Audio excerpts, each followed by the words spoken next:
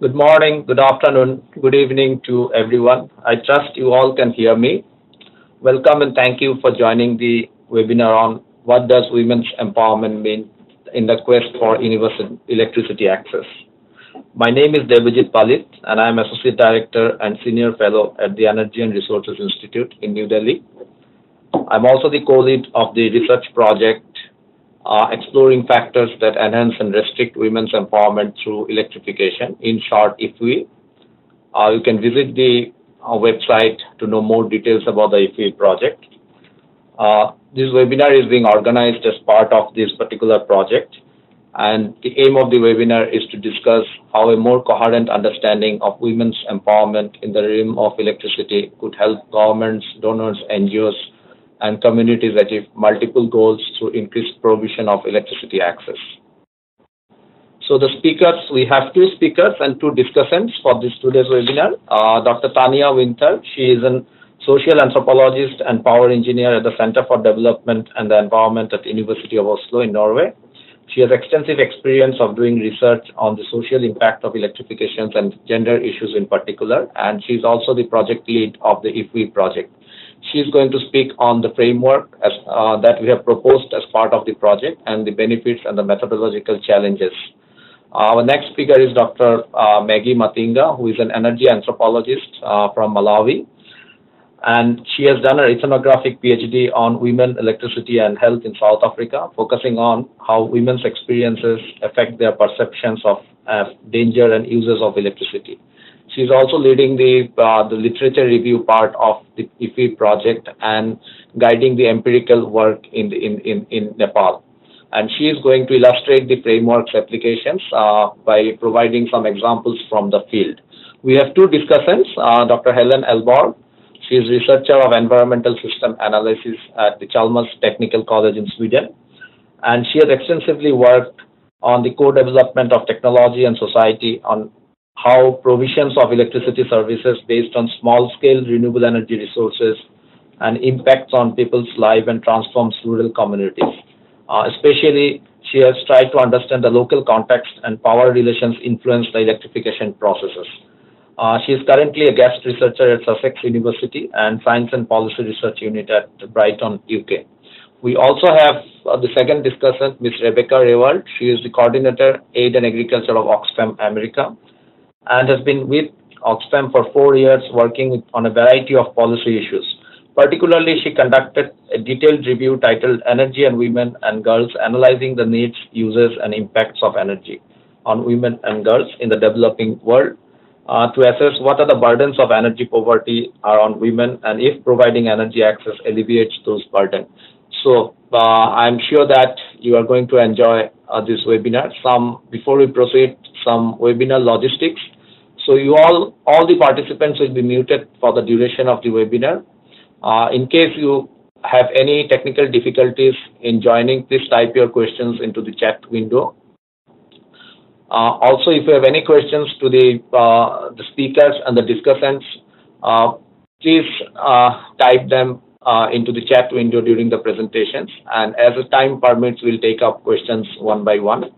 The participants should share their name and location along with the question when they type in the question. We'll also ask poll questions which will pop up in between the sessions, and we'd like the participants to tick their choice.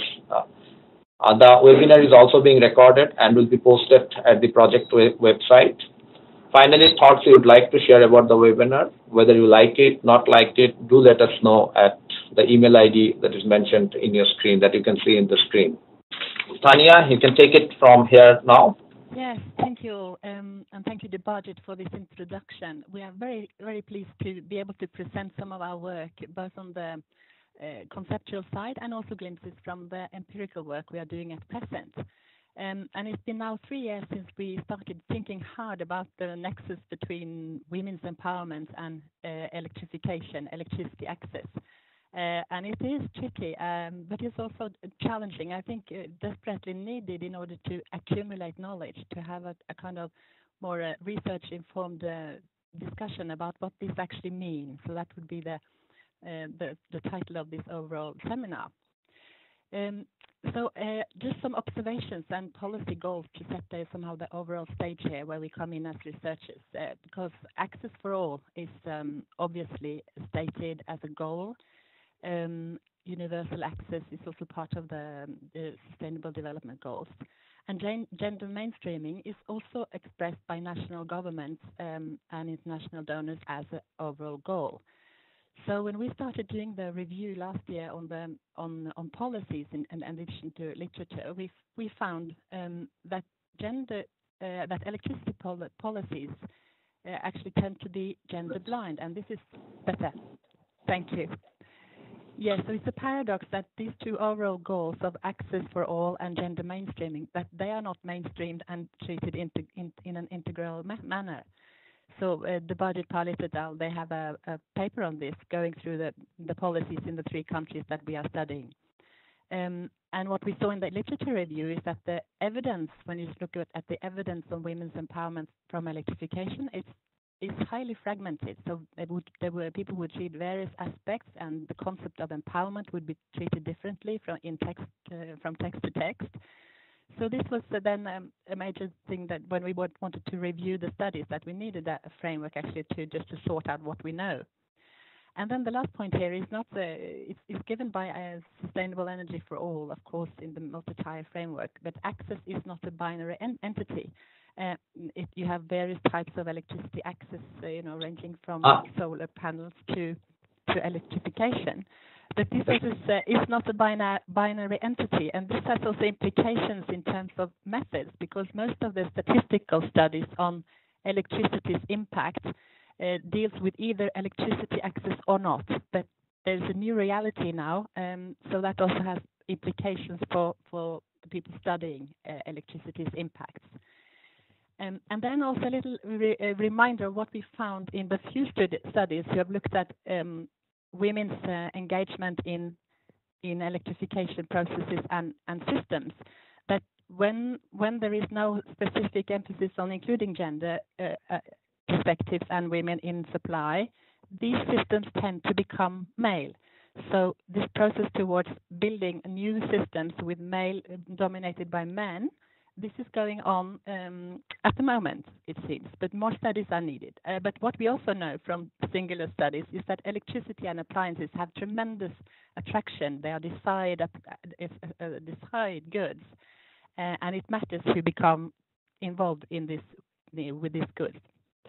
So to come to just to give a brief overview of our team, we have a good international team here, and I've sorted the names according to the teams out in the field. So we have 3 case study teams in Kenya, India, and Nepal.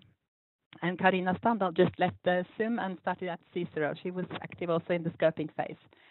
So the presenters today, just to show you the photos of who we are, this is then the budget Palit leading, going back, yes. The budget moderating this session, and Maggie presenting the empirical evidence later, and me here leading at the moment. Right. So this is then the title of our project, just to recall what we wanted to do. So exploring factors that enhance and restrict women's empowerment through electrification. It means we need to know how to deal with empowerment, and we also need to look at the factors, the conditioning aspects that produce certain effects. And in Kenya, India, and Nepal are our countries, and we want to compare grid with other types of systems, such as home systems, off-grid, microgrid, any kind of system that we find in the field. And we have 1 paper published and 2 submitted, 3 in progress. So the one submitted, although any academic work is work in progress. So I would really like to input on what I present here. But we have this paper now published on this framework that I'm proposing also in this seminar. So and a word on limitations from the very start, because several of us come from ethnography, anthropology, and we are used to working with one single context, living in the context, engaging with people over a long time. And so both Maggie Matinga and I myself, we have looked at electricity's role in this complex of everyday life. So from coming from that kind of perspective and privilege in terms of having time to spend with people, towards now trying to get towards more universal models or general recommendations for policy on this nexus. There are at least 4 challenges that I can see, and then based on how we now deal with this framework also in the field. So the first is that there is a danger of reductionism, in that we limit the scope to focus on only a few things or limited aspects connected to electricity. Well, social life is very complex, as we know. And then how to account for relationships. The relationships and relational aspects of empowerment is really key to us. So how do men and women relate to each other? What about women's agency compared to men's is always relational. So how to account for that when you have 1.5 hour maximum with each person in the field trying to get a hold of how they live their everyday life. And another aspect is how they deal with material aspects, which is also part of this framework we work from.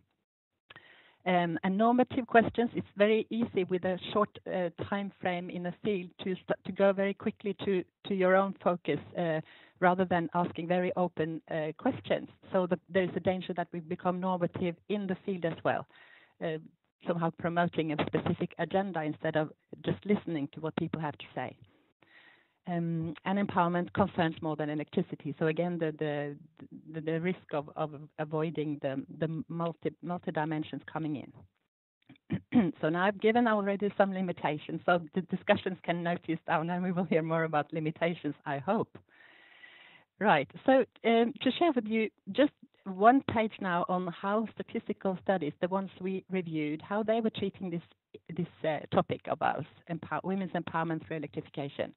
So they would look at either households have electricity or not, so binary function, and then something goes on in here, some mechanism, and then they measure indicators, and typically time use, fuel use, attitudes, fertility, and employment. But with a black box here on what is actually happening, and sometimes also these results differing from context to context.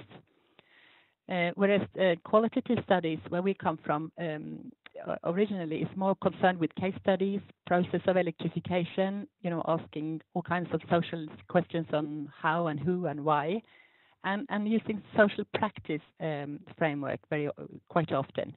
So looking also at how people and material aspects in daily rhythm, how they make up the practices. So it's not to do with people's attitudes alone, for example, but it's to do with something that you repeat, and this is then people become habituated, and also power relations work through the social organization of material aspects.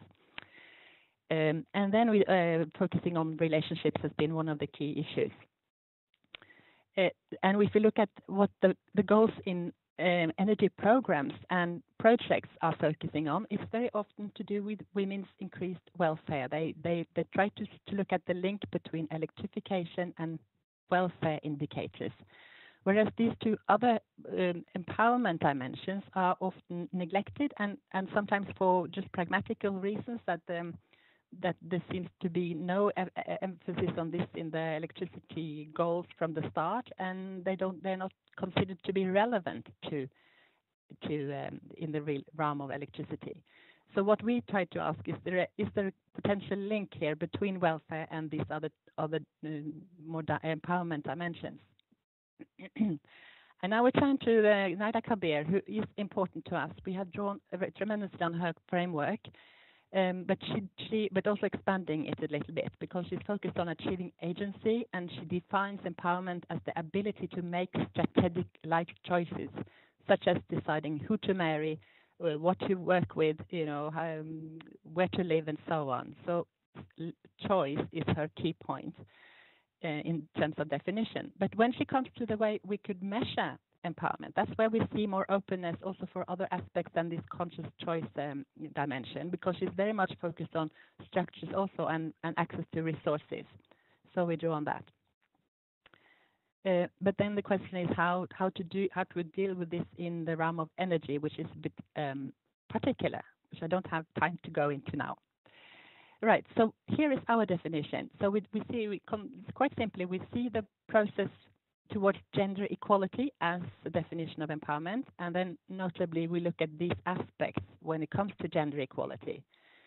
And the yellow fields here implicates that we have modified some of Kabir's framework for measuring empowerment. So we include rights, including the informal rights and as practice. And then we have resources. We have also power to influence matters. Not only the conscious choice, but the influence can also come through other types of mechanisms and that concern or affect people. Right, so we derive at 4 conditional factors. This is now a bit jumping. Some of you might have read the article, but most of you probably haven't. So just to summarize now, the factors we consider important, and this is based on the review of the literature. This is what we think have been crucial in previous studies, and that's why we think it's worthwhile keeping attention to them also in forward studies. It doesn't mean that they are this is a complete list, but it's I think to us it's a meaningful list. So socio-cultural context, and then socio-technical design, so drawing also on socio-technical system theory, and then the organization and implementation of the supply system, and the role of policies.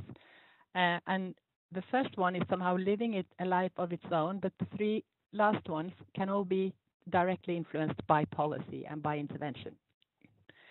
Now, if we look at the empowerment dimensions, we organize them as 3, and this follows the definition of empowerment, actually. So it's nothing strange here, it's nothing new in a way, but we try to bring them out in a more specific way so that they become more, towards operationalization in the field. What do we ask about and what do we look for?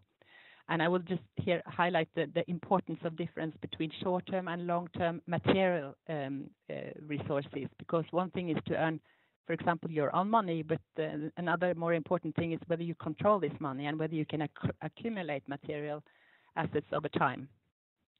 But you see here, these human resources have been the most important studied aspect of all, whereas we see this, this whole scope as being relevant. And we add also negative effects. We want to highlight potential negative impacts of electricity on any of these dimensions. And here you can have multiple effects going in, opposite directions in the same context. So this is complex, but it is really important also to look for the negative. And then we have somehow the meta level is the impact of women's involvement in supply on potentially on other women in the community. So this is a kind of intervention specific aspect. Right, I will soon end, but I will just show you this. This is an overview from our paper where we try to categorize the various studies we've looked at, and the blue ones here are the statistical, and you can see here how they do not deal with conditional factors at all. So this is what we have only found in the qualitative studies, and here we see the human resources, that most of them found a positive impact of electricity on human resources, but sometimes also not treating the gender relation. So this would be typically on the impact on women's time use, for example, of electricity. So our point is not that every study must cover all these aspects and factors, but it's more to do with a kind of dialogue between, okay, what do you do? Yes, I've looked at this aspect, and how does this relate to other aspects? It's more to see somehow the overall picture of what various types of methods and so on can bring into the overall knowledge production. So here's the summary. Conditional factors, 4 of them, empowerment dimensions of 3 of them, and then 2 additional here. And I'm very pleased that Maggie will now provide some glimpses from the field and look at how we employ this framework in practice, some glimpses at least. The analysis are not ready, but we are in the middle of doing this. So this is a very good moment for us to get input. So don't hesitate to ask some questions on the chat, and we can also come back later if there is not time today. Thank you all. Now I hand over to Maggie, Dr. Maggie Matinga, to take it from here with her presentation. All right. Thank you very much. Whilst I'm waiting for the screen to come to me, what I'm going to present is now what we're finding in the field based on the framework that Tanya presented. So far, we've done the qualitative part of the field work in India, in Kenya, and in Nepal. And we have just started the quantitative part of our research using the same framework. So thank you very much again for participating in this webinar. What I'm going to do is to just pick some of the results. I will not present everything because it's a lot of interesting information we had from the field, but just some of the glimpses of what we've been finding out and how this framework has helped us in the field, in the research. So just to recap a little bit, our study sites were in Kenya, in India, and in Nepal. In Kenya, it was in Kitui and Homa Bay. In India, it was in the states of Chhattisgarh and Bihar. And in Nepal, it was in an area called Madhevistan. In terms of methodology, we used in-depth household interviews. And for this, we have over 200 data points, over 200 households that we interacted with. We also had key informants, and these included health workers, teachers, village elders, in some cases, people that are managing the energy systems in the area, but also those working with the central energy systems in terms of grid connections. And we had detailed observations. We had focus group discussions and life stories where people could recount to us their life story and the coming of electricity and how their life has the path their life has taken. Whenever available, we did some documentation analysis, and some of these documents were obviously at national level, and in some cases we found a few at local level. In the field, we had male and female translators just to be sensitive to the culture, although so far we didn't really encounter problems. And we recorded and have transcripts of this research, and of course we wrote extensive field notes. And like I said at the beginning of this presentation, we've just started our field survey. Right now, Kenya is in the field doing the quantitative part, and the rest of us will also be doing the same in the next few months. Just a quick sort of overview of some of the context at country level and also at the site level. So Kenya, of the three areas, has the lowest access to electricity, at 32% nationally, 5% in rural areas. But this varies. In some of the rural areas, it's as low as 3%. The government has, over the years, pushed for grid access, but there's now an increasing realization that, particularly in rural areas, off-grid has got a big role to play. So they're beginning to also push off-grid in the rural areas. But Kenya has got a long history of attempts at solar electrification. And finally, there's really a sort of momentum has peaked on solar electrification. This is because of private sector and NGOs and new modes of payment and new technologies. So that's coming up as well. But there is no systematic or comprehensive gender mainstreamed approach from a national point of view. For example, in the policies, there's really not much systematic approach in the initiatives. Within Homa Bay and Kitui in the study area, there's some grid in parts of it. So in some of the villages they had grid, but it's very important to point out that in most cases it's dysfunctional. As you can see on the picture on your right, this is the transmission line and it's toppling over. And the areas where the transformer worked for 2 months and hasn't worked 8 months later when the field work was being done, it hasn't worked, and that's still the case. So access in terms of physical access doesn't necessarily mean the ability or the functioning to enable people to use. In terms of solar, these are fairly, although Kenya's got a long history, these are fairly new agents, and because they are sort of commercially oriented, there's a concern over whether these, from the people, from the communities, whether these solar agents will stay and how long they will stay, and if they don't stay, then what happens to our systems and what happens to our access. So there's that kind of tension, I guess, within that.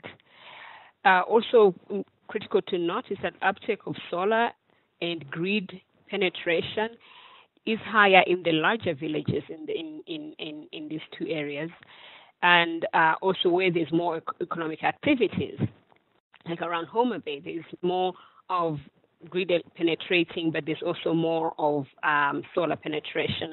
Of course, for us as people concerned with empowerment, it raised questions of increasing inequality, even where those that have already people are going there.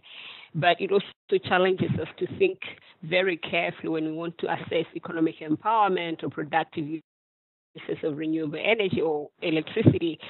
It gives us that challenge to say, okay, is it that where's the causality direction? Is the access stimulating productive uses, or is the productive use attracting access? It's also important to say that there were at least two areas where there is a gendered approach, and this is the solar mamas. So it's basically the model of the barefoot engineers from India, where women go and train in solar installation.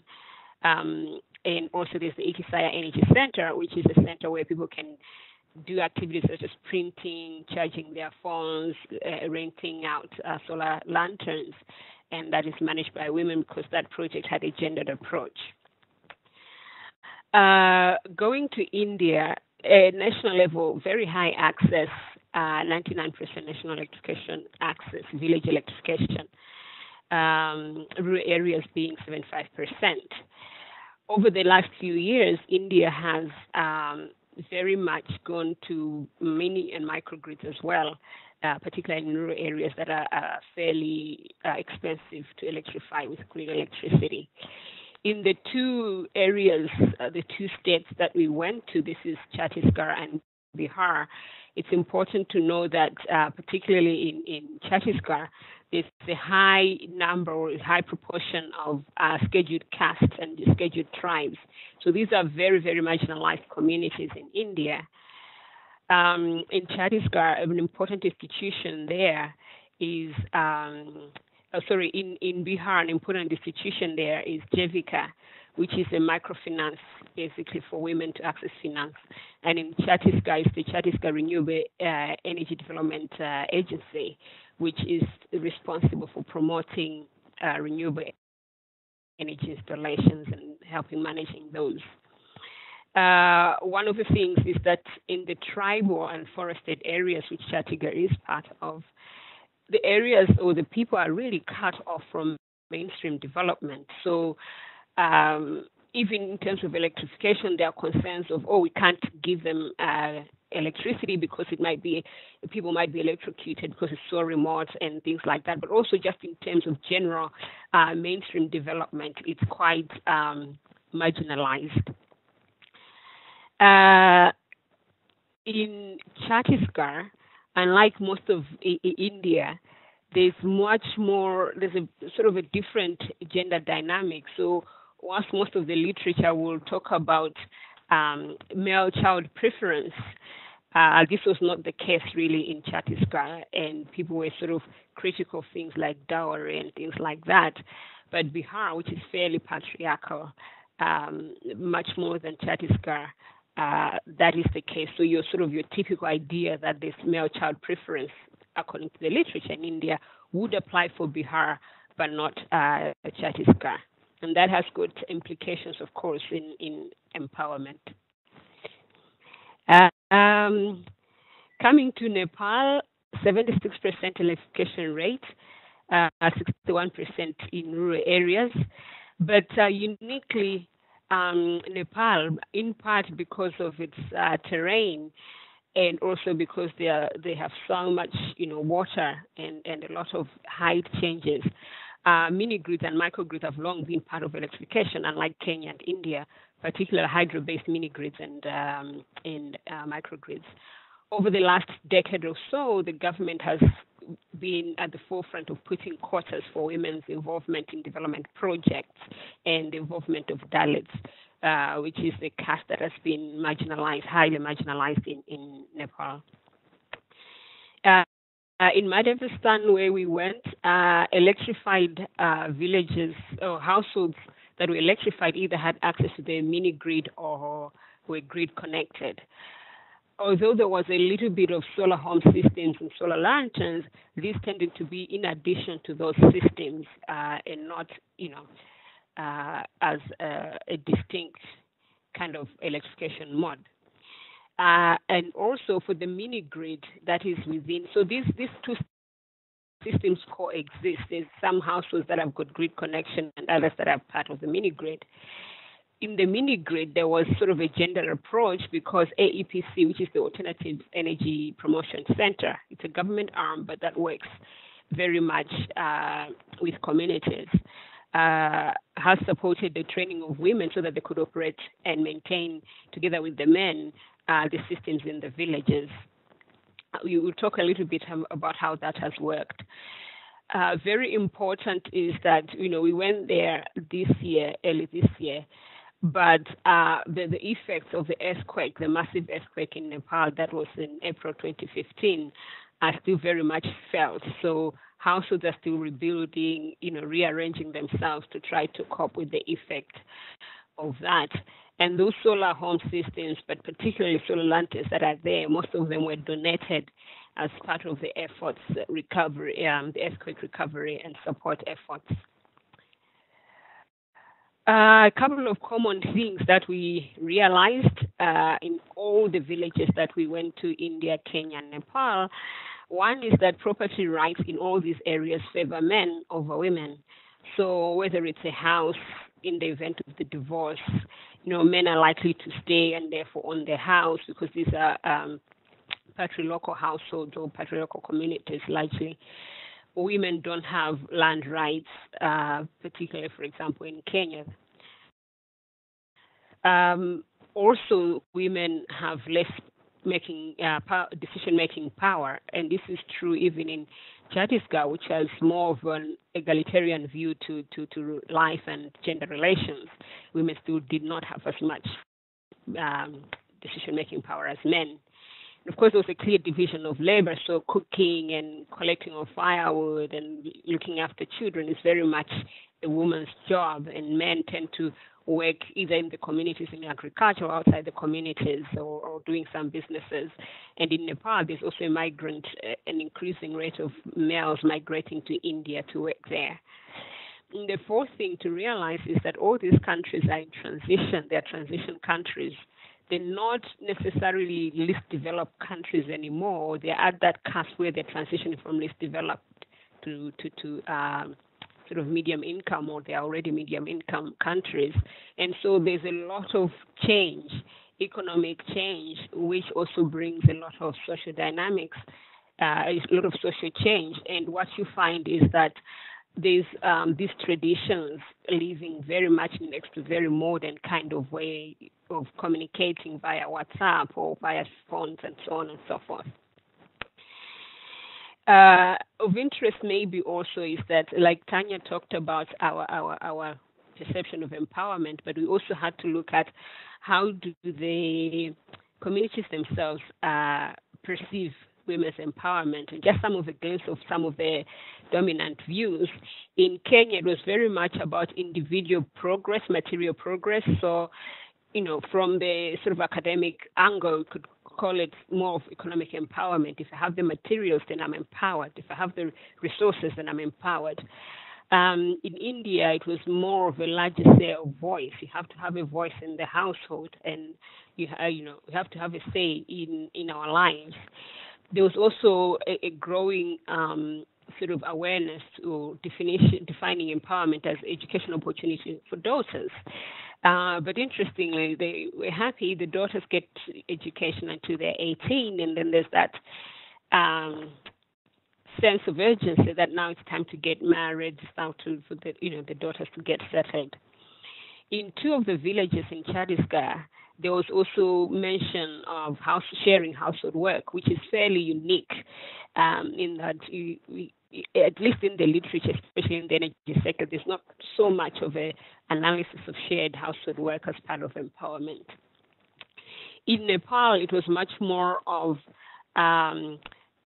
social inclusion, so getting those that are on the fringes of society to be part and parcel of being a productive members of society, and women being independent and being capable. So sort of a mix of economic and social political empowerment.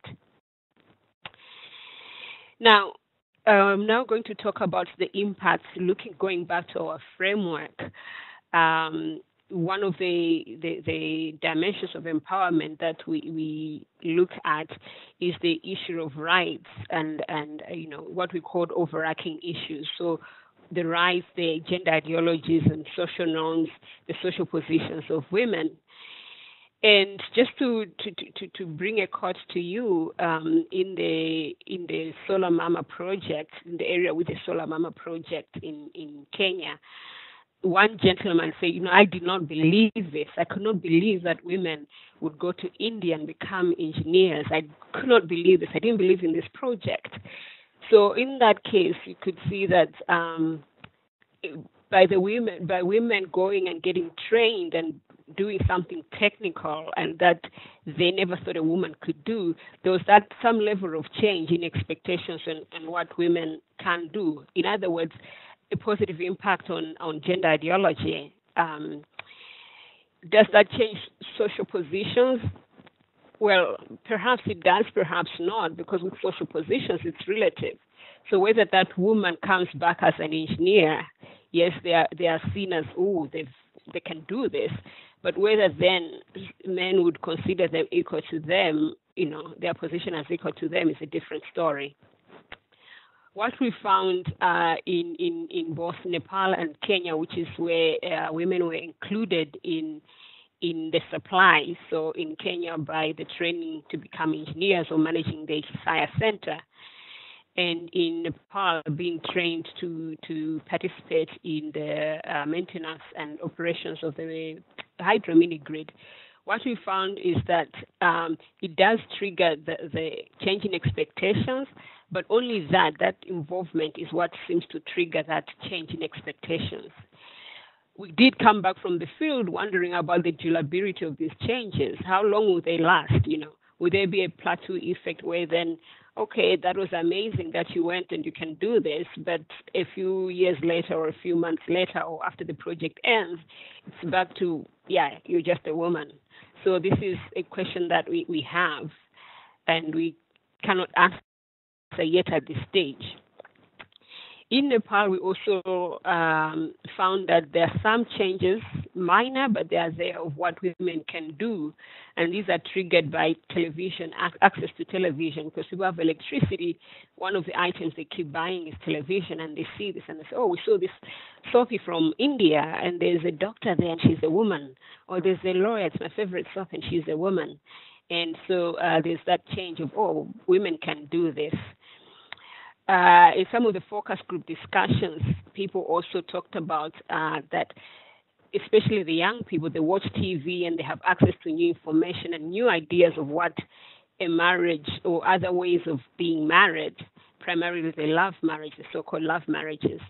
And because they also had cell phones, then the cell phones facilitated contact between young people, and so they could engage in this, if you want, dating and get engaged in love marriages. So this, in a way, that is a change to the rights. Going again back to Tanya and going back to Kabir, the choice, the agency to choose who you marry, comes in there. One woman talked about learning Hindi by watching television and obtaining information from television. And it's important here because most of the women, especially in rural Nepal, speak Nepalese, but the men, especially who have gone to India to work or been to Kathmandu to work, speak Hindi, and that can sometimes open some opportunities. So in that case, it does, there is a change there in social norms. An impact on access and control over resources. It does impact access. So, for example, there's high demand for television in India, but also even in Nepal, and people start accessing appliances. However, in Kenya, for example, where access is mostly by solar lanterns, so it's lighting. then there is much more limited, the access to electricity through a solar lantern limits the number of appliances you can have. So it doesn't affect access to new resources as much. And especially where the solar lanterns do not have the capability to charge cell phones, then even the social resources, networking was much more limited. But women and men did walk to the charging center about 4 kilometers away. Continue on impact to access to resources. One of the most sort of amazing thing in Nepal is the access to solar cookers, rice cookers, where the women always said, my priority is to get a rice cooker. The first thing I got was a rice cooker. So if you can look at that kitchen, there's a rice cooker, there's an induction hob, and this is a fairly well-to-do house. But even houses that were just one room and poor, they had a socket in the kitchen and they had a rice cooker.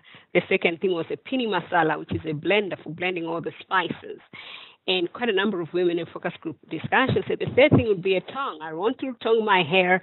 I want to look good. And so, self-esteem being something that you could call it human resource that access to electricity has facilitated. In terms of impact on power, as I've said before, the women's decision-making power remains low even after electrification. And in terms of deciding over electricity, they tend to have less power on deciding, electricity use, but more on kerosene and firewood. And so what happens then is that when electricity comes, lanterns, women can have some control because just like kerosene, they're sort of portable. The lights are portable. And, also the rice cooker, not only because they cook, so they almost replace firewood. In a way, they have some control over using that, but overall, they have less power on electricity. In Chhattisgarh, one of the interesting things is that although women and men discuss where they want the lights located and where they want the switch to be, CREDA could overrule that. So in that case, then the power dynamics of where to put the lights are not just between the two individuals involved in the household, but also interrupted, if you want, by an institution.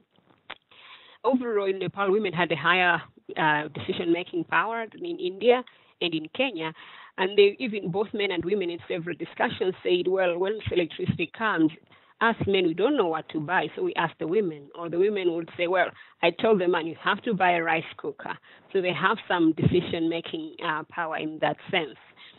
However, it's not just men and women. There is another dynamic where, especially due to the earthquake, but also because of the living arrangement, various factors, including marriage breakdowns, women tend to live with other family members, mother-in-law, father-in-law, and in some cases, the parents-in-law would control access and use of electricity. So in one household, for example, the daughter-in-law lived downstairs and the parents-in-law lived upstairs. They had electricity, but did not allow the woman, their daughter-in-law, to use it. So just a reminder that it's not just about women and men, it's also generational differences and different, women and women. Negative impact, it was more of a fear of, the access to television. If you look at this house, this is in Tamang household, so a particular ethnic group in Nepal, considered very poor by the community. But they do have a dish, a television, to access television. So there were concerns that children would be, a satellite dish, would be exposed to violence and that content. And also in Nepal, women reported that there is an increase in love marriages because they watch it on television and they text each other, and that most of these marriages are between very young people, 15, 16, 17. According to them, arranged marriages tend to be those above 18. So perhaps that is a negative impact that could come with electricity. With the impact of women's involvement, which is sort of part of also our framework, very low when it comes to grid. Everything is very centrally controlled, and the women and the men in the communities are hardly involved. But there's a little bit of inclusion when it comes to mini grids, particularly in Kenya. Solar Mama Sanikisa, which is very much about women inclusion in supply, and that did challenge the norms around what women can do. In Nepal, like I said, AEPC recruited women. The first training was women only, 12 women. The second training was 6 women and 6 men. But all those women have fallen off. They're not really participating in operations or management. And 2 reasons were given, one being that women marry out of the village, so they get trained and then they move away. But the other one was lack of interest. So this is where the question of durability of these interventions has. We've seen the inclusion of women in supply, active inclusion of women in supply, and also its impact thereof. We've only seen that in mini grids, and it raises the question, with a national education program, how much impact that could have. In the Indian case, there were no involvement in the sites that there were no involvement at all of women in supply, partly because institutions had, made very little effort to involve the women or to recruit women or to train them. But also the women themselves said, we cannot take these jobs because it's not acceptable. So very much sticking to the cultural norms or the social norms of what a woman should and should not do. For all sites, we do not really see any substantial, any changes in gender norms or ideologies because of lighting or cooking or use of electricity. Basically, women and men are using it to carry out their traditional tasks. So yes, they're doing it better. Their welfare improves it because it reduces drudgery. For example, the rice cookers reduce drudgery, and that's why they like it. But it doesn't necessarily change the fact that people expect a woman to cook. And also in all sites, there's really a lack of institutionalization of this gender mainstreaming approach. So even when they started, the question of a continuity remains. So that is just a glimpse of how we've used our framework and some of the results that are emerging. We're still analyzing the data and continually finding interesting things, and we look forward to finishing that. Thank you very much. So Helen, please take it from here, your views on the first 2 presentations and the work that has been done under EFEWEE project. Thank you very much, and hello to everyone. Excellent. So I looked at least Tanya's presentation beforehand, and I've also followed the work that this group has been doing for some years now. And I think that the paper and the framework is really a good contribution. Can see some main strengths of this framework in relationship to previous work in this domain.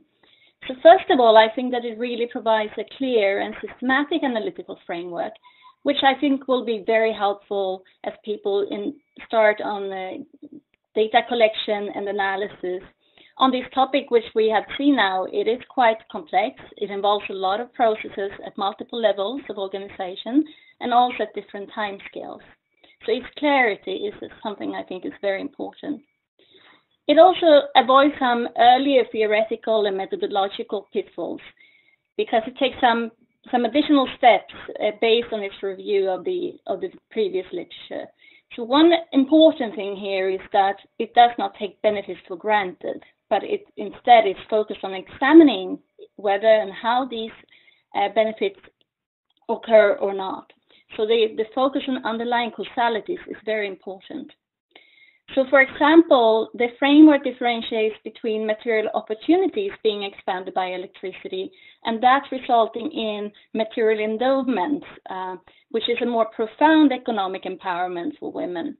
And I think this is very critical because it directs our attention to the ways in which overarching issues like legislation, patriarchal norms, how those interfere with and disturb what could be a positive causality.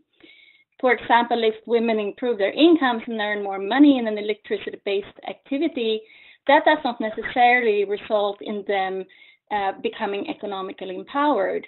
So researchers will be assisted with the framework to ask some necessary follow-up questions around whether women can then control these additional and new resources and the consequences of that.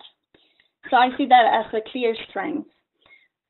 A third strength is that this framework then combines qualitative and quantitative data, and it encourages the use of mixed methods. It also specifies when quantification is not appropriate. So thereby, I think it does also inform the development of much better design of statistical analysis, because it points to theoretically motivated variables that should be included, and researchers who wish to can also use this as a base for then identifying new hypotheses that they'd like to test. And finally, I think it's an important contribution that it points to a gap, which is that most previous work has been focused on women rather than gender. So studies of women are equally important and motivated in my view, but it's not the same thing as studying gender relations between women and men. So this has been somewhat a blind spot among analysts before, and this is where I think that they are doing a very good job. So let me now bring up what I see as potential weaknesses, or rather challenges, with applying this framework in practice. So Tanya did mention some 4 methodological dangers. I can only say to those that yes, these are very important and there's no easy way to overcome them. I'll bring up a few other issues. I have 4 different points to make around weaknesses, and I'll start with 1 or 2, and then I'll allow the presenters a chance to respond to that before I go into the last ones. So you have done this work on electricity access at the household level, and I think this is a necessary focus, but it means that there's a risk that people can misunderstand the unit of analysis as being the household and miss the intra-household relations. So I think you could emphasize the importance of individual level data even more thoroughly. I think the framework is, though, very well catering to this. The second thing is that if we then shift focus to, for example, businesses and the private sector, then we would need to adapt the framework. I think that's perfectly normal, and it would also be a very useful exercise. So a more tricky challenge is to capture what in feminist theory is known as the paradox of resistance. The paradox of resistance refers to the way that acts of resistance to subjection based on gender or class and caste, that when I resist those discriminatory norms, I risk simultaneously confirming and reproducing social hierarchies. So in electricity, an example could be that women are encouraged to take on leadership roles in electrification projects. The risk is that this, in the end, can become a negative effect for these women, because many of these, especially decentralized energy systems, there's a lot of challenges in rural areas with lots of poverty, sometimes corruption, and other challenges. So as problems arise, then women who are then leaders in these projects, because of their structural positions in society, they often lack the resources, perhaps the technical knowledge and the influence or status to solve these problems. Well, and instead it's often the men in leadership positions who will be the ones to mobilize for a solution. And what happens then, which I have also seen in my own studies, is that women are then at the risk of being confirmed as weak leaders or incompetent. And I don't think we can avoid the risk, and we have to give women leadership roles. But then in order to not leave them alone in that situation, we really need to think about external support to compensate for structural disadvantage. So I don't think that the framework stops us from seeing this, but it does not really highlight this kind of very contradictory outcomes, especially for decentralized supply systems. So perhaps, and this is my question then to the presenters, is there some way that you can bring out the friction between the project logic and the focus on women's empowerment and the structural challenges in the local context, and give it more attention?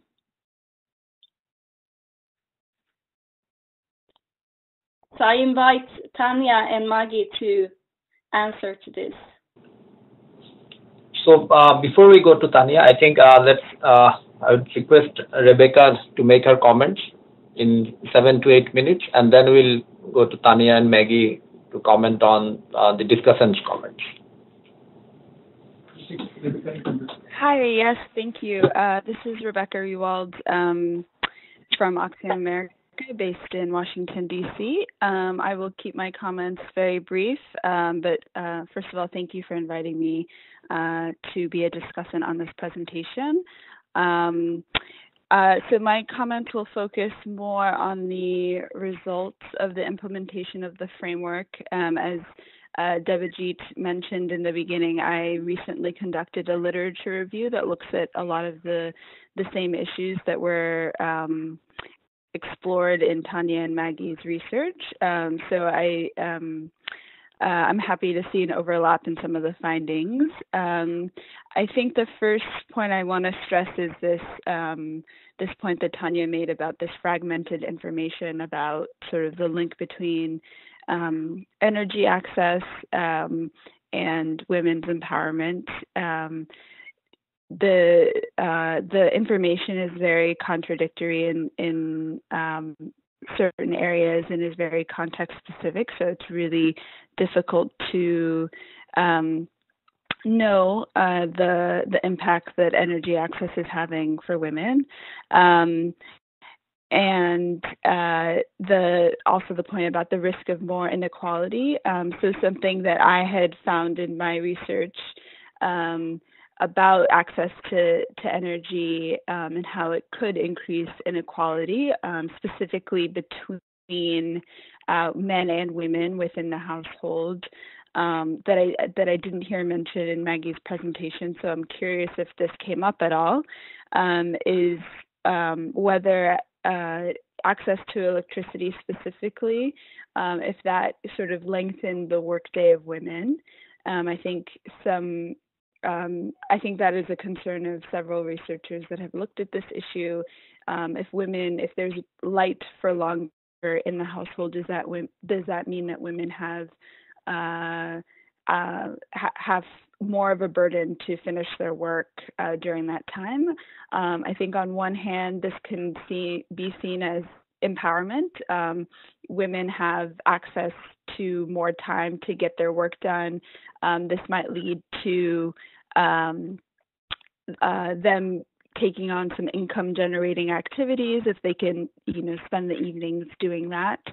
And also it gives them a choice to get some of this work done. But on the other hand, the research that has looked at this has found that even though the workday is lengthened for both men and women, men often spend the evening sort of relaxing while women are doing work. So do they really have a choice? Are they, would they prefer to, spend the evenings relaxing? So that's just a question I have if that came up in the conversation. Something else I'd like to bring up is the issue of a phenomenon called fuel stacking. That is something that came up in my research. So I looked at energy across the board and not just electricity, which might be the reason why this didn't come up in Tanya and Maggie's research. But this idea that even though there is access to improved energy sources, including electricity, many families, especially the poorest ones, still use harmful energy sources like biomass because they're still free. Collecting firewood is free, so they still use firewood or other sort of less advanced forms of energy to at some points or occasionally to save on costs. So when looking at the burdens of energy poverty or the burdens of using traditional energy sources, for women, including the health burden, the smoke inhalation. It doesn't necessarily solve this problem because poor families are still using old or traditional sources of energy, even when they have access to improved energy. And then the last thing I'll say, again, I think there's a lot of excitement and energy around this potential link between energy access or electricity access and women's empowerment. And my review found that, like Maggie said in her presentation, that it often doesn't change gender norms. So it's not really changing, who does the cooking, who takes care of the children, who does the cleaning, things like that. So the argument that or the policy recommendation that I include at the end of my paper is that energy access programs should be coupled with other sort of women's empowerment programs, and we can't expect energy access to sort of cure this issue. So access to resources is one issue that was brought up. So that needs to be coupled with energy access projects, and then decision making and looking at the household level to sort of see if women still, when energy access is given, do they have decision making power within the household? And so although a lot of research is looking at whether energy access leads to women's empowerment, I think a very interesting research topic for anyone who's sort of in this field would be, does women's empowerment lead to better adoption of electricity access or energy access? So if there could be some sort of comparison between areas or even households within the same community, if there's more equality between the man and the woman in that household, will the adoption of electricity or energy benefit the women more? I think that's definitely an area that should be explored. So I'll leave my comments there. I'm happy to take any questions. So thank you very much. Thank you, Rebecca. May I request Tanya to address the comments in very briefly what Rebecca and Helen has mentioned about the presentation you made. Thank you for very, very interesting and constructive input. It's good to do to yes. Oh, okay. Can you hear me now? Yeah. I will thank you for the inputs, and I will be very brief. And I would really like Maggie to fill in the picture, especially if I think there are things from Nepal here that are relevant to some of the questions. And to start with the issue of access that Helena raised, that we have somehow we follow how authorities think about people in terms of households, while we are very focused on what is going on within the households. And what we try to do is to look at how electricity access is gendered from the development of systems of supply to entering households and to use. So we try to look at the gender dimension of access throughout this chain. But it might be that we in this the conceptual paper that we haven't emphasized that well enough. But we are working now on a paper on the Kenya, focusing on decision making and the gendered nature of access, looking at this as using the term of the co-evolution of choice and Elizabeth Shove and so on how systems on provision on the one side. Okay. Yes, so they're dealing with how access is gendered in the Kenyan case from system of supply and also on the user side. But I can agree we didn't get that quite out in the theoretical paper. Now businesses, we have actually included businesses in the empirical work, but there was no or little information. I think the important part on the production side that electricity made in our studies is on water pumps for irrigation in India, in Chhattisgarh, where they have the grid.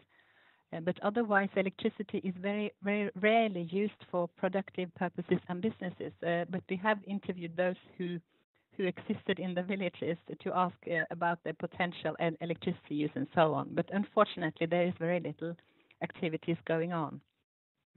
Now, on the acts of rejection, that is a very, very interesting and unfortunate paradox, that people get punished when doing things that go against norms and so on, and that women who try might be actually left as losers and having no support system and just confirming that they could never work in this type of setting. And there are several examples. So both we had one on the Homa Bay and Solar Mamas, where one was refused to go to India by her husband. And there was recently now a master study from Zanzibar on Solar Mamas in Zanzibar, where one woman who decided to go to India for training faced the fact that her husband wanted to divorce her because this was just not Heshima, it was not respectful.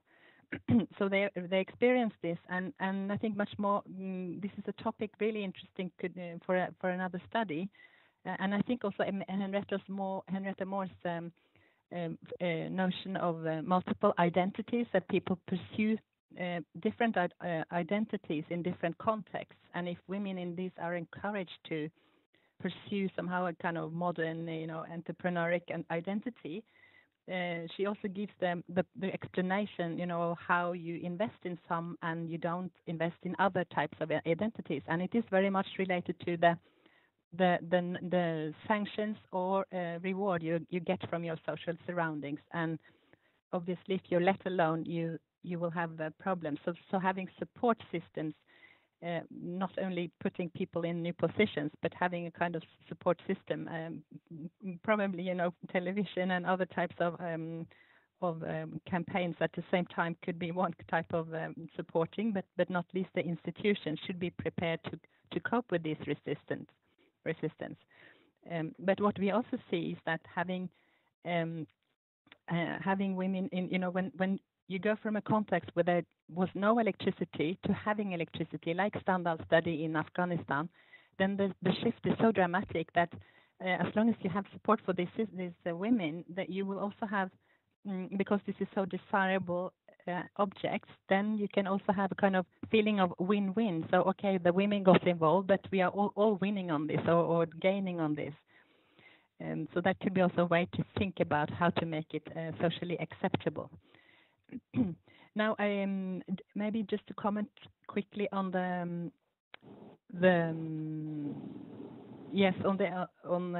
project logic, and here I think Helena and Rebecca's two questions are somehow how to make this doable, to go and the need to go beyond the electricity sector for actually achieving things that are more profound and challenging existing structures. So it means that the individual project logic are not suitable for making electricity as a key actor for changing relationships, but that a broader approach is needed, and a cross-sectoral approach is needed for making the right policies, where electricity could form part, where also, of course, water supply, health, and all kinds of issues, business activities, and so on should also form part. So this is, I suppose, what gender mainstreaming is about, but where we are very far from having a practice that corresponds to policy ambitions. Maggie, would you like to take over and comment on some of these questions? Yes, thank you. Very, very important questions. I will not talk much about Helen, but I'll just give two sort of responses to the tension of a paradox. Like Tanya said, it's sad, but in some ways, it's part of a resistance that is coming on because the system has existed since time immemorial, so it is to be expected. In our review, just to go back to our review earlier on, we had this very good analysis from the US that found that women in the first generation didn't benefit from electricity, but the women that were born for the next generation from mothers that had electricity did benefit a lot compared to the women that do not have electricity. So maybe we have to transition these resistance phases, but definitely sort of ancillary services and supportive services would help. So Rebecca, one of the things you talked about is lengthening the work day. I mean, we're still in the analysis phase of some of that data. We did ask, we're looking forward to see whether it lengthens the day or not, and what the implications of that, are. But, going back again to Nepal, one of the things, because women in Nepal tend to have a little bit more power, versus men, some of them did have activities, income-generating activities, and some of them did have some sort of level of access to the entertainment as well. So it is really mixed.